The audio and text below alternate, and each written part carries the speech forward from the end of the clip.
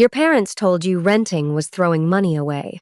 Society told you to buy a house as soon as possible, but nobody showed you the actual numbers. So, let's do that right now. Homeownership gets sold to us almost like a moral obligation. You grow up, you get a job, you buy a house. That's the blueprint. That's what success is supposed to look like. But here's what nobody puts on a billboard. The average homeowner spends nearly $1,000 more per month than they expected when they signed those closing documents. And that gap, that silent, invisible gap, is where a lot of families are quietly drowning right now. Today, we're breaking down the real cost of renting versus owning. No sugarcoating, no real estate industry spin, just honest numbers and what they actually mean for your financial future. If this channel is new to you, hit subscribe. We cut through the noise and talk about money the way it actually works in the real world. Let's get into it. The breakdown nobody at the bank shows you. Let's put both options side by side and go line by line, because this is where most people get blindsided. Mortgage versus rent payment. The renter pays $1,500 a month. The homeowner's mortgage? $1,300. Right away, the homeowner looks like they're winning, and that is exactly where most people stop doing the math. Don't stop here. Keep going. Insurance. Renter's insurance runs about $30 a month. It covers your belongings, and that's about it. Homeowner's insurance is a completely different conversation, $200 a month on average. And in states prone to hurricanes, flooding, or wildfires, that number is climbing every single year. Renting, $30. Owning, $200. Property tax. This one surprises people every single time. The renter pays $0 in property tax. That's the landlord's problem. The homeowner pays an average of $480 a month depending on location. Some states are higher, some are lower. But it never goes away, and it never goes down for long. Renting, $0. Owning, $480. Utilities. Owning typically means more square footage, older infrastructure, and bigger monthly bills. Renters average around $150 a month. Homeowners average closer to $300. Renting, $150. Owning, $300. Landscaping. Apartment or rental? Someone else handles the lawn, the leaves, the snow, the hedges. Own a home? That's your Saturday now. Or you pay someone averaging around $120 a month. Renting, $0. Owning, $120. Now let's add everything up so you can see exactly what we're talking about. That is a $910 difference every single month. Over $10,900 a year that most people never factor in when they're sitting across the table from a lender who just told them they're pre-approved. The mortgage looked cheaper. The reality is a completely different story. The equity argument. Now here's where homeownership defenders speak up, and they're not wrong. Every mortgage payment builds equity. You are slowly, steadily purchasing an asset that you will one day own outright. In many markets, that asset has appreciated significantly over the past 2 decades. That is real. That is legitimate. And renting doesn't give you that. But here is the question that separates the people who build wealth from the people who just own a house.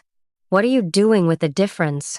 If you are renting and consistently investing that $910 gap into a 401k, a Roth IRA, or a low-cost index fund, you can absolutely build comparable or even greater long-term wealth without ever holding a mortgage. But if that $910 is just disappearing into dining out, subscriptions, and weekend spending, then a mortgage that forces you to build equity automatically might actually be the smarter financial structure for your life. The wealth isn't in the house. The wealth is in the behavior. The 3 questions you need to ask first. 1. How long are you actually staying? The average person moves every 5 to 7 years. When you factor in closing costs, typically 2 to 5% of the purchase price plus realtor commissions, Buying and selling within 5 years often means walking away with less than you put in.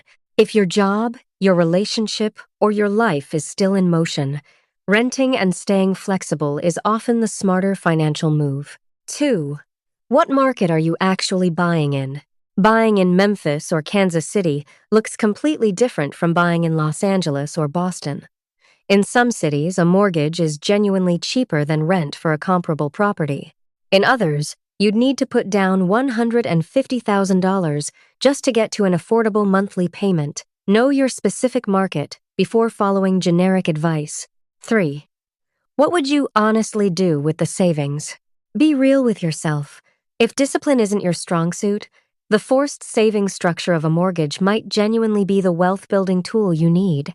If you are financially disciplined and consistent, renting and investing, the difference can build a stronger portfolio over the long run. Let's be honest about the current environment.